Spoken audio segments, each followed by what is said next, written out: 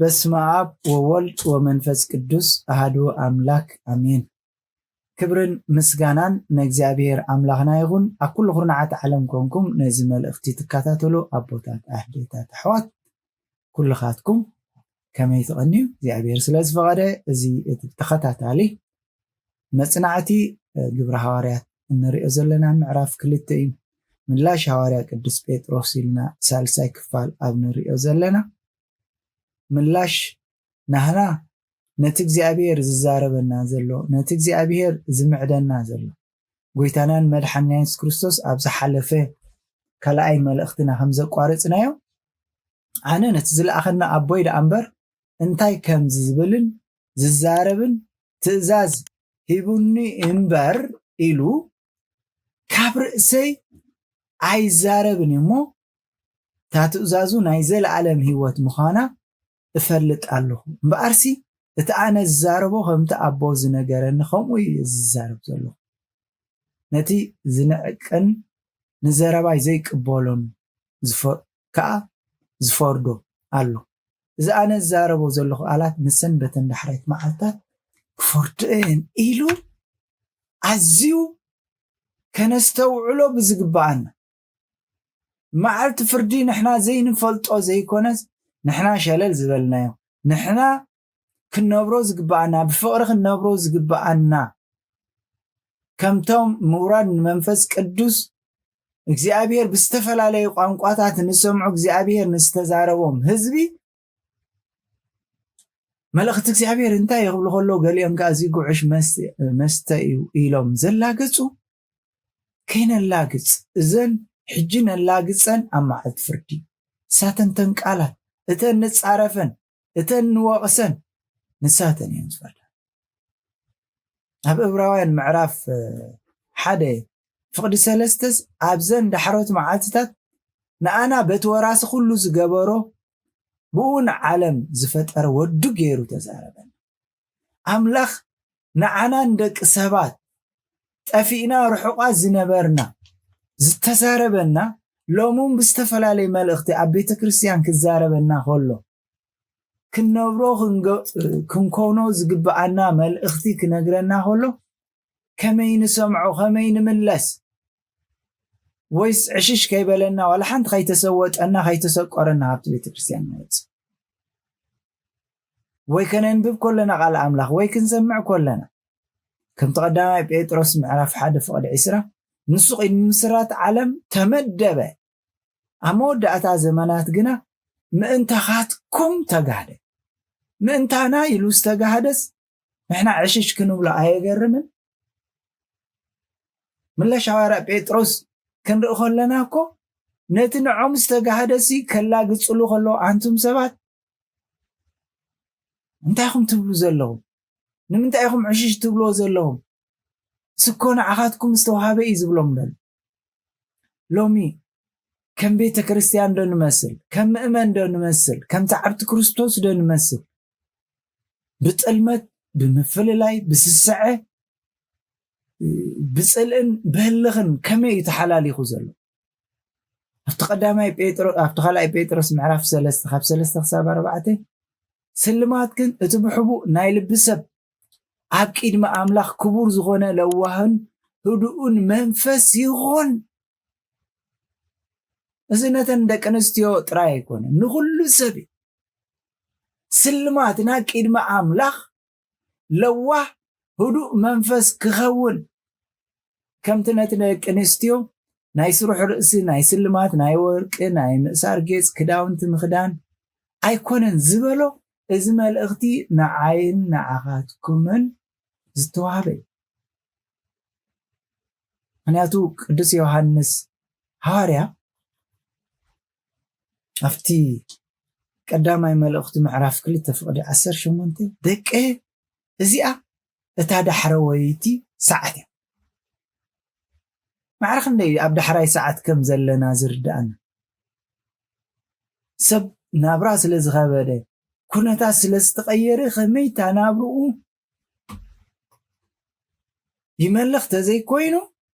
ازي تدحرواي ساعتيو ننفسي يزفقدلو ساعت سبيلين كم تتصارى كريستوس كما سمعكمو كاب حجوم بوزحات أسرار كريستوس تنسي أمالو مو ازي أتا دحريت ساعت مخانا بزي إنا نفلت سبولو لومي أملاخ يلان زبل من ريبوي زبل قرفو ناسك زبل لبنا كسلبو لبنا كاب أملاخ كرحقو أيقبال هارب أولوس ملاشو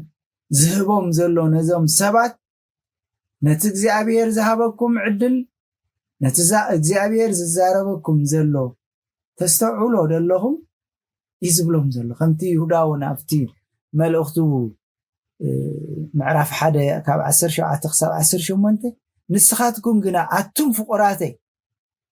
نتتم حواريات قويتانيس كريستوس أبتد حراي زمن بأكوي فتواتهم زمالالسو ملاقست كتزنسيهم إلهم كردم زناقرهم ذكروا أب كبابينا أب بيت كريستيان أب كل زرقت كرأ خلو زي مأمان كرأ خلو تلمت كرأ خلو مكحاد كرأ خلو أزيك جنا قديمك على الزيابير ذكروا خمسة مسي تايزة قرمان أب كل سجا سجا زلبسه نتي زيابير زاربو زلو نتك زيابير مدحانو زهبو زلو نتك زيابير زهبو زلو عدل هاي نعو كري عدل هاي رغبه بتعم زحزن زيابير نعخا إلو غاب سمايات نتي نعنا إلو عشش كنبلو عسيسة دار أب كل سجا أب كل سب مغني السرح منفس قدس أب هزاب يعي أب عيهود تراي تحت سرنير نسون منغست أملاخ دقو زخنو سبوتن أنستن زعيلو زيابير سبات أدالون كم تنبي مسي تزاربو زيابير أمن قدك حلوكا زيابير سين موسى خمزيلو أمن قدك حلوكا نابت زدالو هو بوتا دما كأتوكا أنه أنا ملأخي كاكيد مخا الإخالو وي كم يزبل حيواي أملا كم يزبل لوها أملاي إذا أملا زي لوها زغني لوها تدين عغي كالتفوس سلزي كاتعنا نتاستقاقنايا كتبتاوي ناتو قبر ملس سلزي رأينا دينا نعكو زيابير قن أمن قد حلو كان أبتزدالخو بوتاخأتو كان هو أنا ملأخي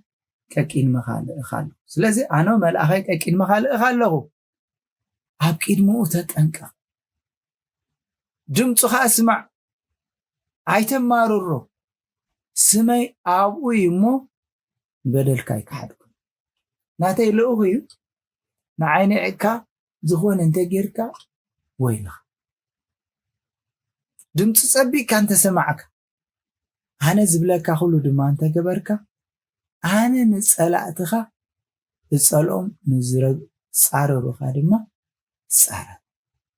ملأخي كإنما خيرمو إلو نابتوم كإنمو زلو هزبي انتاي كم زقبر عبزت ساعة إسران سلستن كاب إسران سلستن كاللس كلونا إزي أبيرسي اتتنبيتو في تساميو أبانا خفت سمو هلو اتزبولو خزاربنا خلو لومي لبنا أبيالو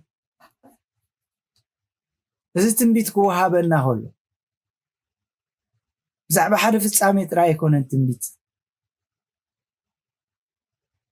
መለከታዊ ሓቂ ዝኾነ ድሕነት ክርስቶስ ንኣመንቲ ዝተዋሃበ ሰማያዊ ክብሪ ዝወዳደሮ ዘየለ መልእኽቲ ክንገረና ከሎ ሎሚ ከመይ የለና ይትሕት ኣቦታት ኣዴታት ኣሕዋት ራእይ ክርእዩ ሕልምታት ክሓልሙ ዝተባሃሉ እዚ ራእዝን እዚ ሕልምዝን ኣምላኽ ከመይ ይገልፀልና ኣምላኽ ብግዜ ጥንቲ መለኮታዊ ህላዊኡ መለኮታዊ ፍቃዱ ብብዙሕ መንገዲ ይገልጽ ነይሩ ከምቲ ንሙሴ ኣብ ከረን ሆሬብ ከምቲ ምስ ኣቦና ኣብርሃም ካብኡ ወፅያ ኣጋር ክትከይድ ኮላ ብዘፍጥረት 21:17 ንረኽቦ ኣምላኽ ከዓ ድምፂ ትቆልዓ ሰምዐ መልኣኽ ኣምላኽ ድማ ንኣጋር ካብ ሰማይ ፀዊዑ ኣጋር እንታይ ኮንኪ ኢኺ ኣምላኽ ድምፂ ትቆልዓ ኣብታ ዘለዋ ኮሎ ሰሚዐ እሞ ኣይትፍሪ ክብለወል ብግልፂ በቃ ይርአኒ በቃ ፍንትት ኢልኻባ ይሙት ኢላ ተስፋ ቆሪፃ ኣብ ዝነበረትሉ እግዚአብሔር ምሕረቱ ከርኢ ከሎ እግዚአብሔር ምሕረቱ ንዓና ንዘርእዮ ንዝገልጾ ንዝህቦ ከመይ ጌርና ንርድእ ኣብዚ ዘበን እዚ ንእግዚአብሔር ክንርድኦ እንተዘይክኢልና እግዚአብሔር ነቲ ዝዛረብና ክንሰምዕ እንተዘይክኢልና ኣጋርኮ በቃ ወዲ ናተይ ነገር ኣብቅዒ ኢላ ክንደይ ሰባት ኢና ሎሚ እግዚአብሔር ንዓይ ሓዲግኒ እግዚአብሔር ምሳይ የለን እንብል እግዚአብሔር ግን ብግልፂ ተዛሪቡ ስለዚ እግዚአብሔር ብራእይን ብሕልምን ክብል ከሎ ኣብዚ ንሪኦ ብግልፂ ክዛረብ ከሎ ዋላ ኣብዚ ፀዓት ናይ ምዕራፍ 3 ፍቅዲ 2 መልኣኽ እግዚአብሔር ካብ ማእከል እሾኽ ቆጥቋጥ ባህልሃል ተሓዊ ተረኣየ ተጠመተ ድማ እንሆ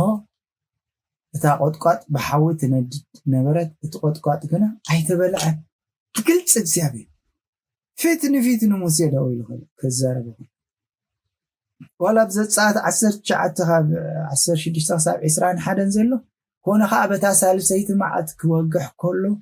ብነጎዳ በርቅን ከቢድ ደበናን ናብ ላዕሊ ትኸረን ኮነ ኣዝዩ ብርቱዕ ደሃይ መለኸት ተሰምዐ ኣብቲ ሰፈር ዝነበሩ ኩሉ ህዝቢ ድማ ተንበድበደ ምክንያቱ ሰምዐዎ ኣሎ ናይ ሰብ ሰርሖ ኸማን ቡምባዲ ዋላ ተተኳሲ ይግደፍዎም ዝኾነ ጭጉራፍ መፂ ኸማን ንሰብ ከመይ የሰንብዶ እንኳን ድምፂ እግዚአብሔር ኣብዚ ግን ንሪኦ ዘለና እግዚአብሔር ብኣካል ኣብቲ ኸረን ሙሴ ከዓ እቲ ህዝቢ ምስ ኣምላኹ ክራኸብ ካብ ሰፈር ኣውፅኦ ኣብ እግሪ ኸረን ድማ ደው በለ እግዚአብሔር ከዓ ብሓዊ ናብኡ ስለ ዝወረደ ኩሉ ኸረን ሲና ይተክኽ ነበረ ትክ ከዓ ከም ትክእቶን ካብኡ ዓረገ ኩሉ ትኸረን ኣዝዩ አንቀጥቀጠ ትዳይ መለከት ኣዝዩ እናበርትዐ ኸደ ሙሴ ተዛረበ እግዚአብሔር ድማ በቃሉ መለሰ እግዚአብሔር ከዓ ናብ ላዕሊ ከረን ሲና ናብ ርእሲ ትኸረን ውረድ እግዚአብሔር ወረደ እግዚአብሔር ከዓ ንሙሴ ናብ ርእሲ ትኸረን ፀውዖ ሙሴ ከዓ ደየበ እግዚአብሔር ድማ ንሙሴ ውረድ እሞ እቶም ህዝቢ ንእግዚአብሔር ክሪኡ ከይቀርቡ ብዙሓት ከዓ ከይጠፉ ኣጠንቅቆ ኢሉ እዚ መልእኽቲ እዚ ብግልፂ በቃ እቶም ህዝቢ እናረኣይዎ ትኸረን ክተክኽ ኩሉ እግዚአብሔር እዚ ብራእይ ብሕልምን ክብል ከሎ እግዚአብሔር ንህዝቡ ክግለጽ ከሎ እግዚአብሔር ብዝተፈላለየ መልእኽቲ ኣብዚ ክንርኢ ከለና ዋላ ናይ ነቢ ኤልያስ ኣብቲ ደቂ እስራኤል ካብ እግዚአብሔር ርሒቆም ንጣዖት ከምልኹ ንድሕሪ ጣዖት ክስዕቡ ከለዉ ኣብቲ ቀዳማይ ነገሥት ምዕራፍ 19 ንረኽቦ ክሳዕ መዓሲኹም ናብ ክልተ መንገዲ ትሕንክሱ እግዚአብሔር ተኾይኑ እግዚአብሔር ጣዖት ተኾይኑ ንጣዖት ሰዓብ እሶምቶም ጣዖታት 400 ዝኾኑ ናቶም مسوأت جيرم كل تسألهم كل مخان مسأبهم قدناي نبي إلياس مسبس حقن تهزبي إذا أتوم نسخاك زي أبير عملاق كم زخونك نلبوم دما نسخا كم زملس كايوك فلتوسي ملاش هابني وق زي أبير ملاش هابني شعو حوي إكزابير وريدو نتي زحرر مسواتي نتعنشيتن نتأمانن نتحمدن دما بلعو تقول قاد زنبرا مايون لحسو الحساب بيلوك بقصتهم هزب تأكيبهم النار أيوه زابير وريدك من الشكل زابير بحلم زابير برأي الزارب عزيزك زدنا عمنا سلازي ناتهم زسحتو زنبورن እግዚአብሔር ከይጥምት ህዝቢ ከይፈልጥ ዝዋግኡ ነበሩ مسألة يوم مسدفهم هسيات لنا صليو افتي 43 نتقلي دما ديب نبحر ابيلكا معدو بولو ديبو امعدو قال كوايل بوم اسكر انت يالو تري لخاصو تمركيو يتصل زلو نتي قليو انت تري لخاسك ايلو ولا حدا زرئ لما نسخ شو عت ملالس يغيد يري ولا حمت يلن يغيد ولا حمت يلن يغيد كون دما بتا سبعيت غزي انه كند ايد سب زمن عسى دبنا كبحري تلا على الله بلو نسخ بلو ديب كان اكاب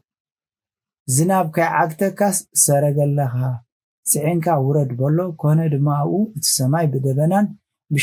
بشبوان صلمته برتع زناب كاخونه اكاب دما سرغلو توتيحم ناب إسرائيل كدنا بله ازي كمي زبله اواج እግዚአብሔርሲ بملكت نداكو كمي جيرو خمز الزهرب اسدو يتفلطون يخم ازي حدش نجر كو يكونن زتتصحفه እግዚአብሔር نهزبو زبلو إليو هارا قدس باولوس هارا قدس بطرس زبلو نجر نحنا خا حدش تأمرت حدش نجر زي كونس እግዚአብሔር نعنا ززاربو زلو نعنا زمعدنا زلو نعنا بستفلالي نزلمنا بمملاش دي ويز دلنا بمهاب زبصحنا زلو يردعنا دو يسقورنا دلو كمين نصعبو لنا نزياب حد غزي كم تبزمن ابو بملاختي بوريت زرعنا زي كون فلي خلعي منقدي كم تنيسيف اب استرأي معرف 30 شوعتن كاب حمشته كساب تشعته زيلو يسيف بحلمي حلمه نحواته دما نغرو سج يسيف سي اتكون زلو فصامي حلم كريوم زبلو اب يسيف انتي فصامي كم زفصم يسيف نحواته انتي كم زنقز انتي كم زفصم كنغرون كله حلمتاتو كردون كله نري ازي بزغرم ነገር ካት ፍጻሜ ግብጽ ተፈጽሞ ንሪኤይን ዋላቲ አምና ያዕቆብ እንድሕር ከናውን አብዛ ፍጥረት 28 ካብ 10 ክሳብ 17 ክሳብ 16 ዋላ ዘሎ ያዕቆብ ክኸይድ ከሎ ምስ ሓውቲ ብኽሩና ስለዝወሰደ ካይቀትሎ ሓው ክኸይድ ከሎ ሃዲሙ ኣብ መንገዲ ምስ በፀሐ ተተርእሱ ዋው ዝደቀሰሉ حلمه ህዝበይሲ ብራእን በሕልምን ክራእዮም ክዛረቦም ዝብሎ حلمه እንታይ ከም ዝፍጸም እንታይ ከም ዝኸውን ከ ኩሉ ክሪኦ ከሎ እግዚአብሔር ክዛረቦ ከሎ እግዚአብሔር ክምዕዶ ከሎ ከዓ ኣብዚ ንሪኦ ዘለና ክዛረቦ ከሎ نعخان زرخان كمحمد مدرخ بزحكاي معراب نمبرق ولا تخد كايلو اتي زرخبو برخت كبهرو خولو بو كميت برخت كم زمتصو كزاربو خلو عبز التقسزي እግዚአብሔር بحلم ገይሩ ንያዕቆብ ካብ ድቃሱ አበራቢሩ ተበራቢሩ ከዓ እቲ ፍጻሜ ከም ዝረአየና ኣብዚ ፍጥረት 46 ፍቅዲ 2 ዋላ አምላኽ ድማ ንእስራኤል ብራእይ ለይቲ ያዕቆብ ያዕቆብ ኢሉ ተዛረቦ ንሱ ከዓ እኒኤ ክበል ዋላ ንፈርዖን እቲ ክኸውን ዘለዎ ምዕራፍ 41 ካብ 1 ክሳብ 17 እዚ ናይ እንታይ ፍጻሜ ከም ዝኸውን እቲ ጥሜት እንታይ ከም ዝኸውን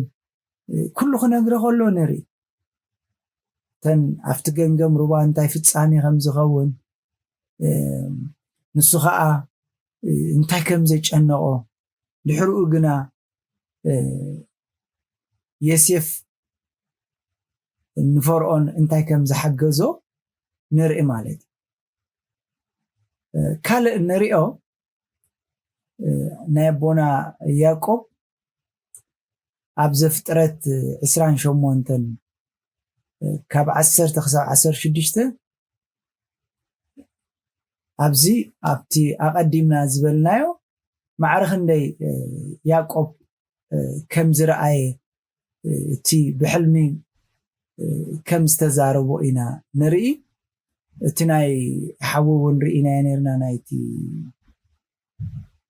ناي بون ابراهام ابز فتره 10 تشعت تاع مودة تاع مس غزينا النريا كاب 16 كساب 21 زلا كون دما ابز صات يورتا 10 تشعت توم دك اسرائيل كمي زبول تي نايتي غوبو كوناتات انتاي كم زغطمم إنا نري حلف إلى مستا جزي لو مخد أنسل زبله خيانة ملختاتي كم زبل كان مودة تقصي رئة النزي نايلو معنتي ملختنا زي أبير برأي الزارب بحلمي الزارب بخون بزخونة كم الزارب تتوم هزبخاء كمي ناتج زي أبير ذهبوا ملختات سمعهم ኣብ ዘመኖም ከም ዝተኣዘዙ ንኣብነት ነብኩድነፀር ኣብ ዳንኤል 4 ካብ 10 ክሳብ 17 ተኣምድቃሰይ ተኣምድቃስካ كله زرعه ورأي رأسي كمزي إنه إلي إزغلص نبوكدنصر أما كل مدري رأه ومتك أنا وحيلو أتي دانيال زرعه ما أتي فتصامي انتهي كم زخم فتصامي أتي نتنجوس نتجزأته انتهي زبالة እግዚአብሔር አቀዲሙ ከም ዘጠንቀቆ ሕጂ እንታይና ንመሃር ዘለና ንሕና ኣብ ዘበና እግዚአብሔር መልእክት ክበና ከሎ እግዚአብሔር ሕሹኽ ክብለና ከሎ ሸለል ኢልና ይረን ኸይድ ወይስ ንሰምዖ ይትሕተን ከምዚ ኣብ ዝተኸታታሊ ንብሎ ዘለና መልእክት ናይ ሐዋርያ ጴጥሮስ ምላሽ ናይ ሐዋርያ ጴጥሮስ ኢልና አርእስቲ ሂብና ንብሎ ዘለና እግዚአብሔር ክዛረበና ከሎ እግዚአብሔር ክምዕደና ከሎ ብሕልሚ ይዛረብ ብሩኢ ይዛረብ ነቲ ናይ ዳሕራይ ዘመን ህይወትና ክነዳሉ ድልዋት ዶ ኢና ናብ ኣምላኽ ዲና ንጥምት ዘለና ናብ ዝምድሪ ትዘጋጥም ብሕልሚ ተኣዋልድኩም ኣወዳትኩም ክብል ከሎ እንታይ ማለት እዩ ኣብ ብሉይ ኪዳን መንበር መንፈስ ቅዱስ ንስተወሰነ ጥራይ ነይሩ ኣብ ሓድሽ ኪዳን ግን ንኩሉ ህዝቢ ነቲ ዕዮ አገልግሎት ዝወሃቡካ ነቲ ምስጢራት ክፍጽሙ ዝወሃብ ተኾነ ኣብ ሓድሽ ኪዳን መንፈስ ቅዱስ ንኩሉ ኣማኒ ብማዕረ ዝተወሃቦ وهبت كما يتጠቂምና ንህይወትና ኣብ ቅድሚ እግዚአብሔር ድልዋት ኮይና ንነብር ኣምላኽ ግና ነቶም ጠቢባ ምእንቲ ክሕፍር ንዕሽነት ዝዓለም እዚኣ ሓረ ነቶም ብርቱዓት ምእንቲ ክሕፍር ኣምላኽ ነቶም ድኻታት ዝዓለም እዚኣ ሓረ ዝበሉ ቀዳማይ ቆሮንቶስ 1:27 መንፈስ ኣብ ልዕለና ከም ዝፈሰስ ንዕኡ ተኣዚዝና ነቲ ኣምላኽ ኣብ ዘመንና ክንነብሮ ክንኮኖ ኢሉ ዝሃበና ግዜ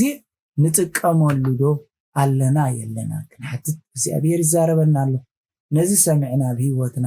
30-60 ክፈሪ እግዚአብሔር ይሓግዘና እግዚአብሔር ተፈቂዱ ንሕና ብሂወት ተፀኒሕና ነስተኸታተል መልእኽቲ